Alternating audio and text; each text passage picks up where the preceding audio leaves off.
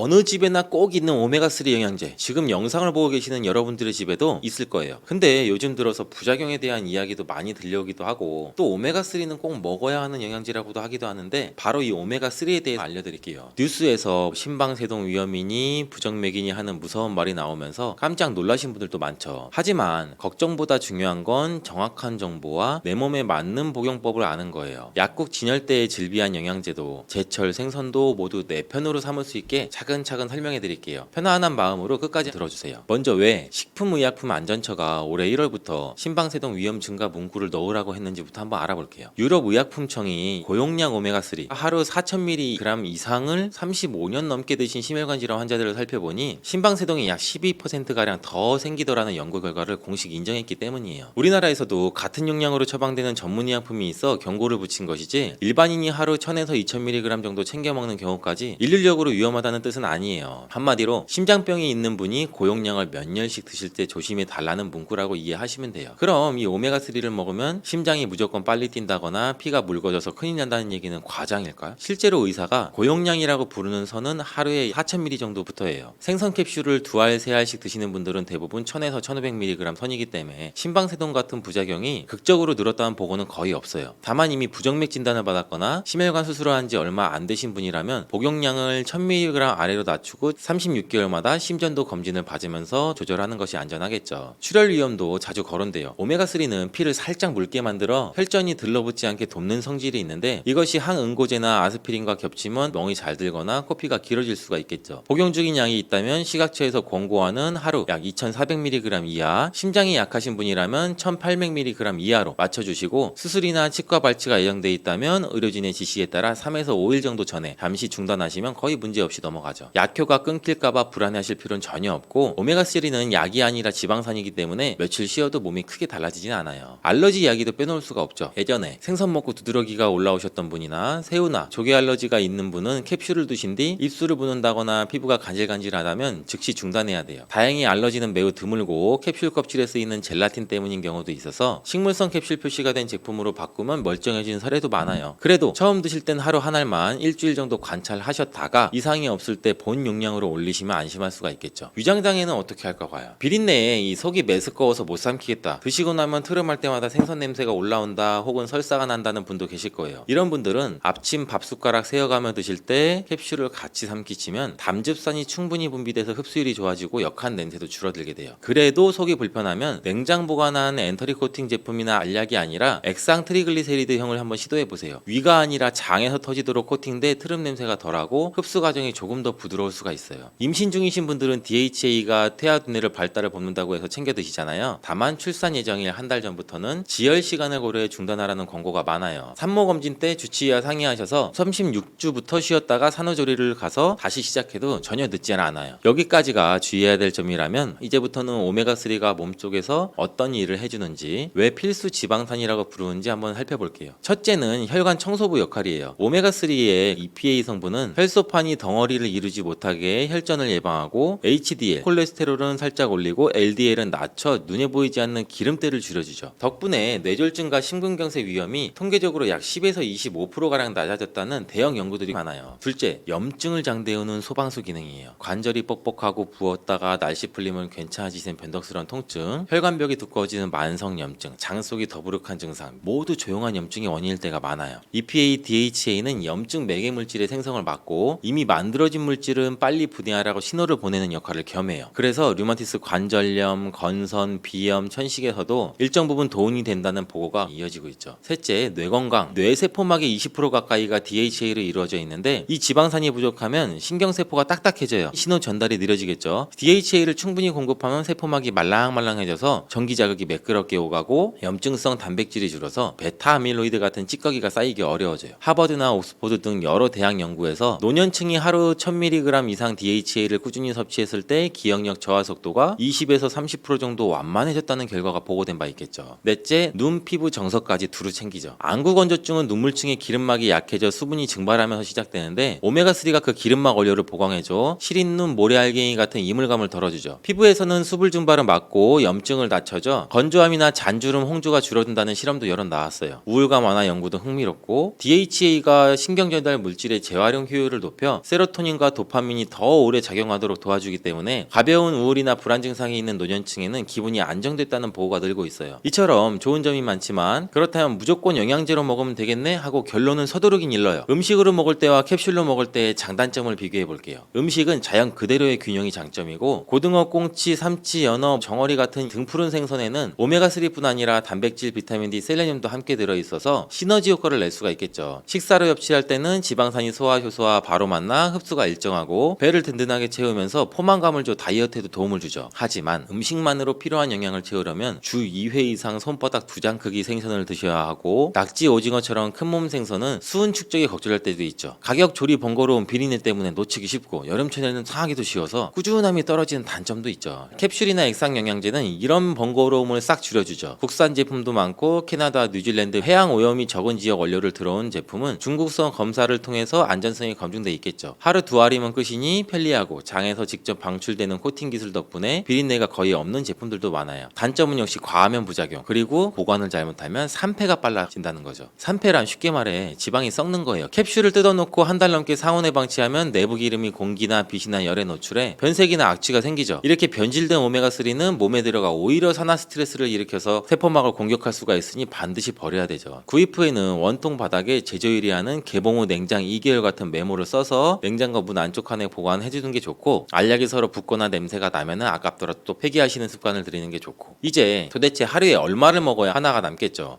세계보건기구는 건강한 성인 기준으로 EPA, DH 합계를 하루 250에서 500mg 이상 섭취하라고 권장을 했어요. 심혈관 질환이 있거나 염증성 관절 질환이 있다면 1000에서 2000mg까지 올려도 안전하고, 우리나라 식약처 가정한 2000mg 이하는 무난한 범위죠. 4000mg 이상은 심장 전문의가 처방하는 치료 용량이라고 생각하고 자의로 고용량을 몇 달씩 드시는 일은 피하시길 바래요. 실제 식단에서 예를 하나 보여드릴게요. 월요일에서 목요일 저녁에는 조림 말고 구운 고등어를 반토막, 화요일 점심은 연어 샐러드, 토요일 아침은 들기름 한 큰술 넣은 시래기국을 드신다고 가정해 볼게요. 이렇게만 해도 섭취량이 EPA, DH 합계로 약 4000mg 정도가 돼서 식사만으로도 충분에 가까워지죠. 다만 생선을 자주 못 드시는 주간도 있기 마련이니 그때는 5000에서 1000mg 정도 그램 캡슐을 하루 한두 알 정도 보충해 흔들림 없는 평균치를 맞추시면 돼요. 식물성 오메가3인 알파리놀렌산도 소개해야겠죠. 들깨, 아마씨, 치아시드, 호두, 시금치에도 알파리놀렌산이 많죠. 문제는 체내에서 EPA, DH로 바뀌는 비율이 5% 안팎으로 낮아서 그만큼 쓰려면 들기름 하루 2큰술 이상 드셔야 한다는 점이에요. 당뇨나 조현병이 있는 분은 그 전환 효율이 더 떨어져 해산물이나 미세 조류에서 뽑은 DH, EPA를 직접 섭취하는 편이 낫죠. 여기까지 들으셨다면 나는 어떤 제품을 고르면 좋을까 하고 궁금하실 텐데, 포장 뒷면에서 세 가지만 확인해 보시면 돼요. 첫째, EPA, DH의 합계 함량이 캡슐당 최소 300ml 이상인지, 둘째, IFOS나 고드, MSC 같은 국제 인증 마크가 찍혀 있는지, 셋째, 산패도를 나타내는 수치, 토톡스 수치 20 있는지, 이 세 줄만 합격이면 가격대는 예상과 복용 편의성에 맞춰 고르셔도 큰 차이가 없어요. 복용 시기는 언제가 좋을까요? 일본 산업기술연구소의 동물 실험에서 아침 식후 섭취 시 중성지방 개선 효과가 더 컸다는 결과가 나오면서 아침을 권하는 전문가가 많아요. 다만 약을 여러 가지를 드시는 분들이라면 아침 알량이 버겁죠. 그럴 땐 저녁 식사 직후라도 괜찮죠. 중요한 건 빈속만 피하고 매일 같은 시간대에 꾸준히 복용해서 혈중 농도를 일정하게 유지하는 것이에요.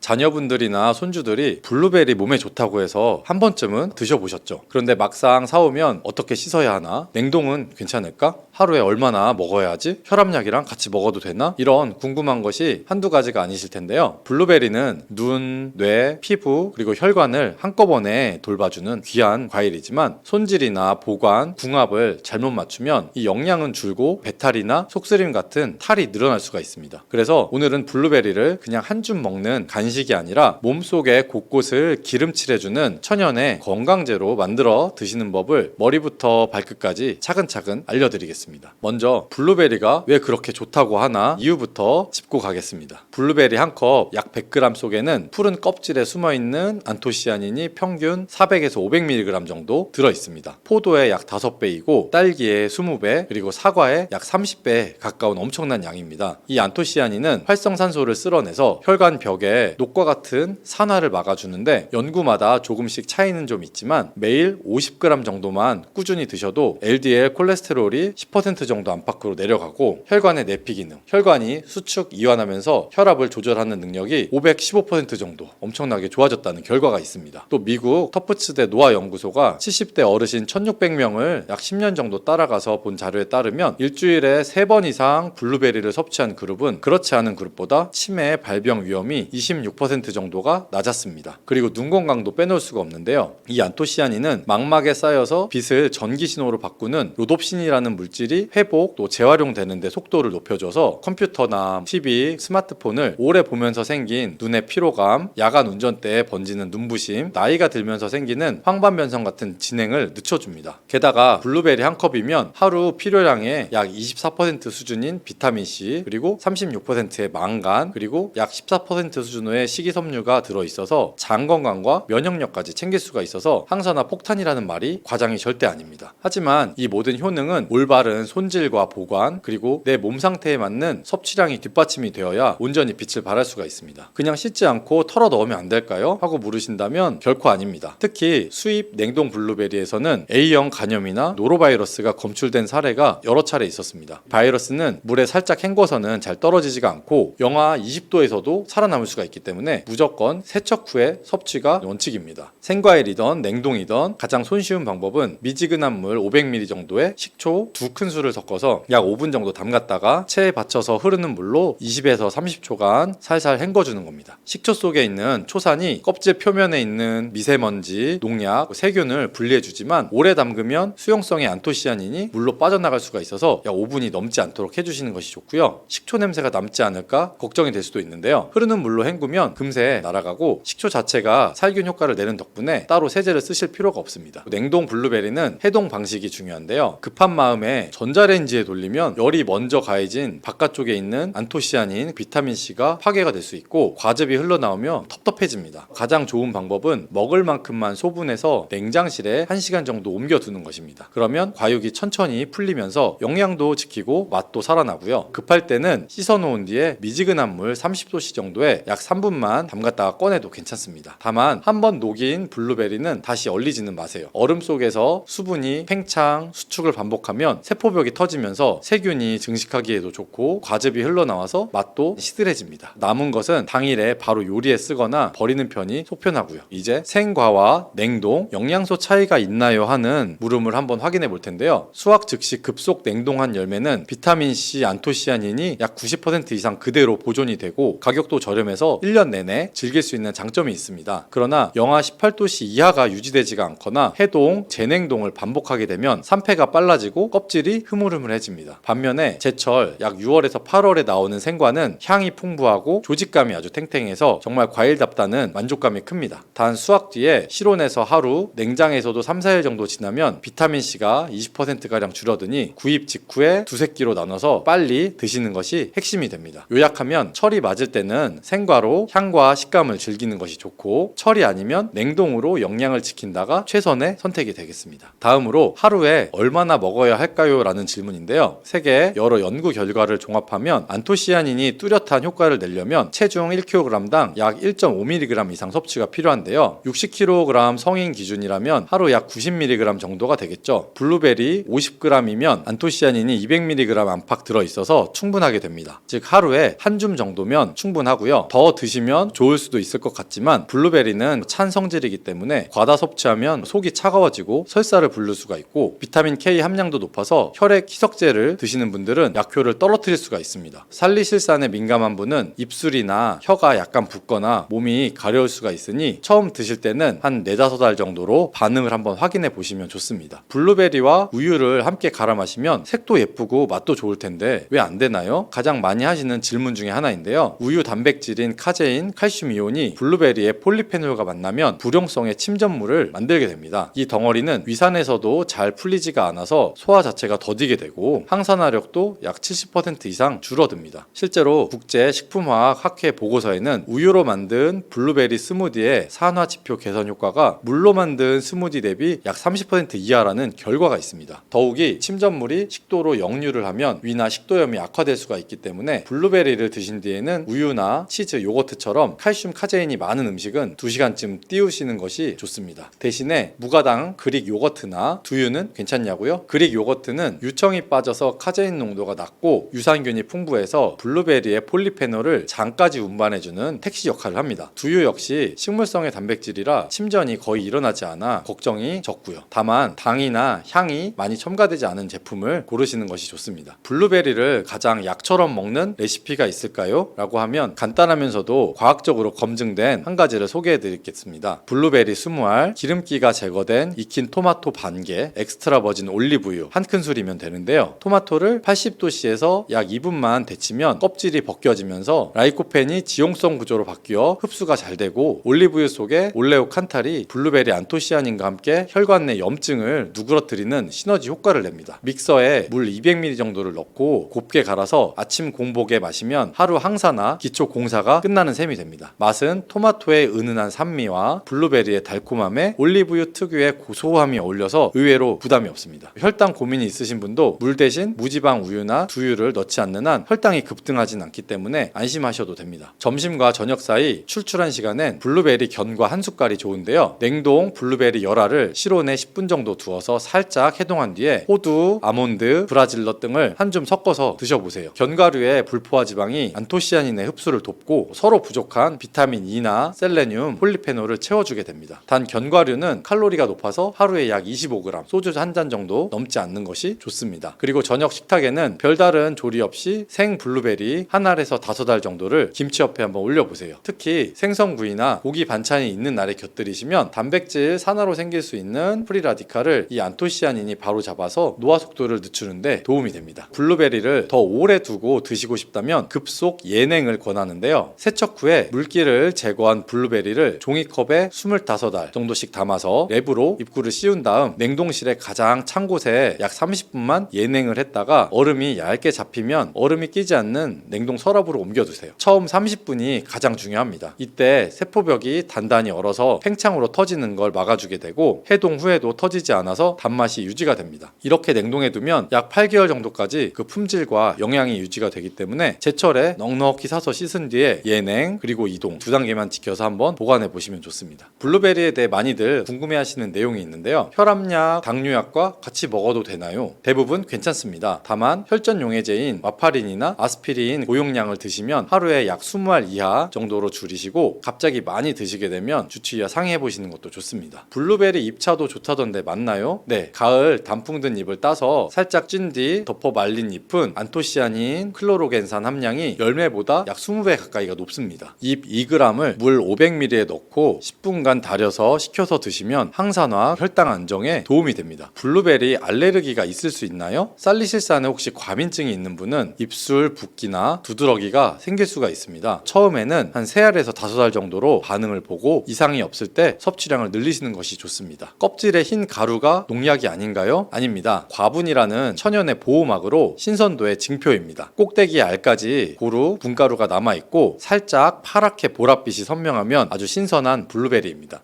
우리가 늘 곁에 두고 먹으면서도 진가를 다 알지 못했던 착한 음식 감자 이야기를 풀어드리려고 합니다. 밥상에 자주 오르지만 그냥 배 채우는 탄수화물 아니야? 하고 지나치기 쉬웠죠. 사실 감자는 세계 4대 주식 작물로 꼽힐 만큼 아주 훌륭한 식량이면서도 이제껏 밝혀진 연구를 꼼꼼히 살펴보면 혈관부터 뼈, 근육, 피부, 장 건강까지 챙겨주는 팔방미인 식품입니다. 특히 60대 이후에는 근육이 해마다 1%씩 줄어들기 때문에 단백질과 미네랄 관리가 필수인데요. 감자는 이 부분에서도 큰 도움을 줍니다. 지금부터 감자의 숨은 효능, 제대로 맛과 영양을 살리는 조리법, 드실 때 꼭 기억해야 할 안전 수칙, 그리고 함께 먹어야 더 좋은 식재료까지 모두 정리해 드릴 테니 메모지 꺼내 두시고 편안히 들어주세요. 먼저 감자 한 알에 어떤 영양이 들어있는지부터 살펴볼까요? 중간 크기 감자 한 개 약 150g에는 열량이 고작 110kcal 정도밖에 되지가 않습니다. 대신 수분이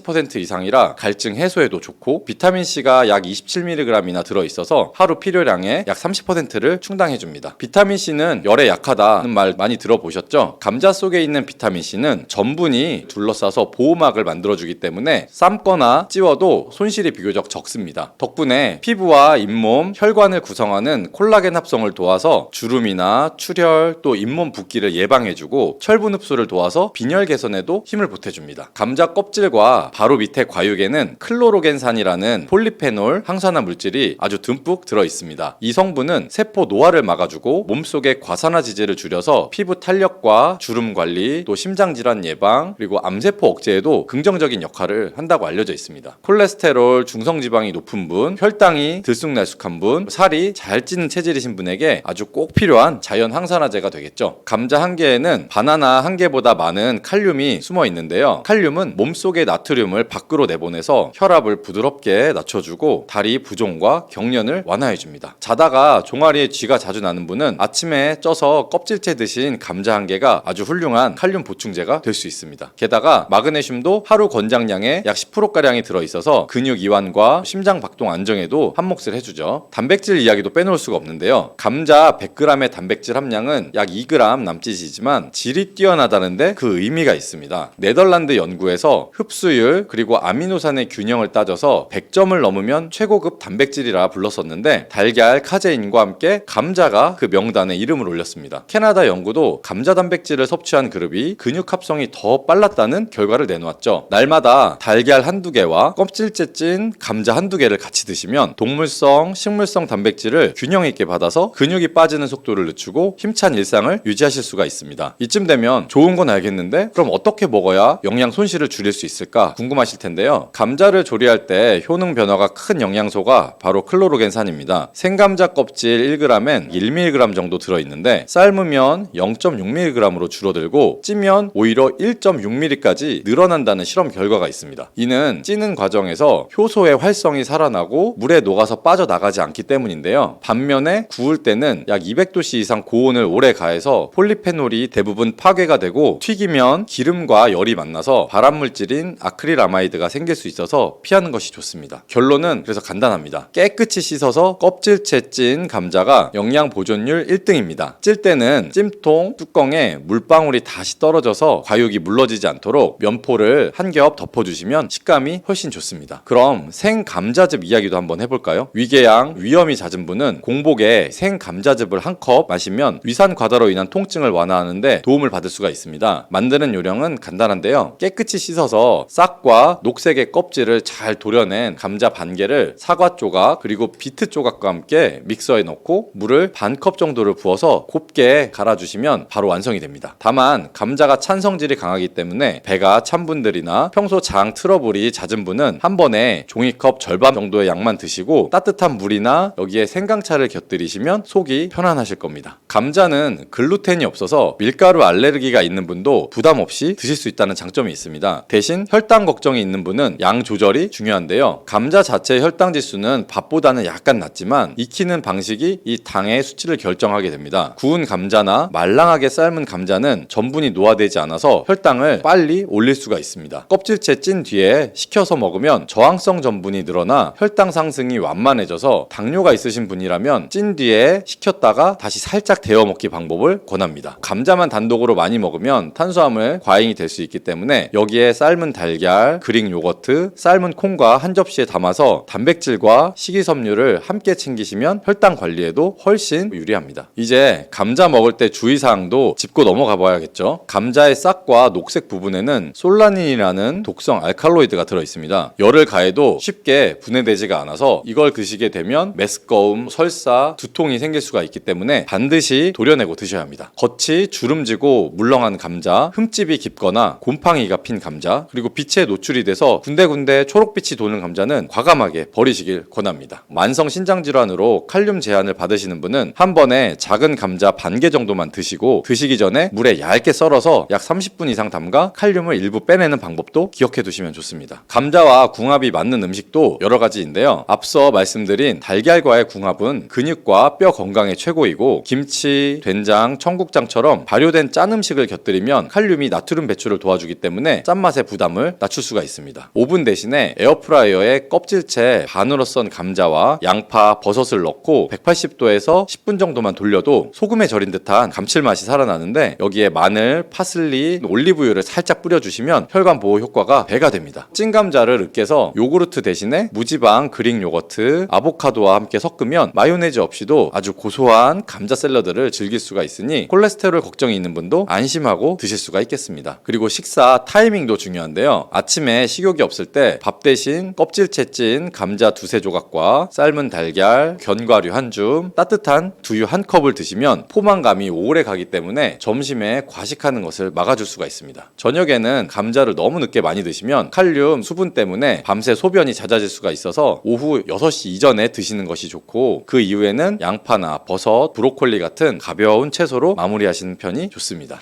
혹시 치아가 약해서 딱딱한 껍질이 부담스러우신가요? 껍질째 찐 뒤에 껍질 부분을 포크로 눌러서 으깨면 껍질이 아주 잘게 부서져서 치아가 약해도 씹는데 큰 무리가 없습니다. 믹서에 갈 때는 껍질째 넣으셔야지 항산화 성분을 오롯이 섭취할 수 있다는 점 꼭 잊지 마시고요. 그러면 보관 요령도 간단히 알려드리겠습니다. 감자는 빛을 만나면 바로 싹이 나고 초록빛이 돌기 시작하니까 서늘하고 통풍이 되는 어두운 곳에 두셔야 합니다. 양파와 같이 두면 수분을 빼앗겨서 금세 쭈글쭈글해지니 따로 보관하시는 것이 좋고, 신문지에 싸서 상온 5에서 10도 정도 장소에 두는 것이 가장 좋습니다. 냉장고의 야채칸은 너무 차가워서 전분이 당으로 바뀌어 단맛이 변하고 조리 시에 갈색이 짙어질 수 있기 때문에 피하시는 것이 좋고요. 그럼 마지막으로 하루 얼마를 먹는 게 좋을까 한번 정리해 드리겠습니다. 특별한 신장 문제가 없는 성인이라면 소주잔 크기의 작은 감자 기준 두세 개, 중간 감자라면 한두 개 정도면 비타민C와 칼륨, 클로로겐산을 충분히 챙길 수가 있습니다. 당뇨가 있는 분은 한 끼에 중간 감자 반 개로 시작해서 혈당 반응을 살피면서 양을 조절하시면 좋고요. 그리고 생즙으로 드실 때는 하루 2잔을 넘기지 않는 것이 좋습니다. 그럼 내용을 한번 정리해 볼게요. 감자는 열량은 낮지만 비타민C, 클로로겐산, 칼륨, 마그네슘, 고급 단백질을 두루 지닌 고마운 식품입니다. 껍질째 깨끗이 씻어서 쪄서 드시면 영양 손실이 최소이고, 달걀, 김치, 발효식품, 견과류와 같이 드시면 맛과 건강을 동시에 챙길 수가 있습니다. 싹이 난 부분과 녹색 껍질은 꼭 도려내고, 신장 질환이 있으신 분들은 양을 줄여서 드시면 좋고요. 찬 성질 때문에 배가 약한 분은 따뜻한 차와 함께 드시면 속이 편안하실 겁니다. 오늘 알려드린 팁으로 올 가을부터는 감자를 그냥 반찬이 아니라 근육과 혈관을 지켜주는 든든한 영양 파트너로 한번 삼아보세요.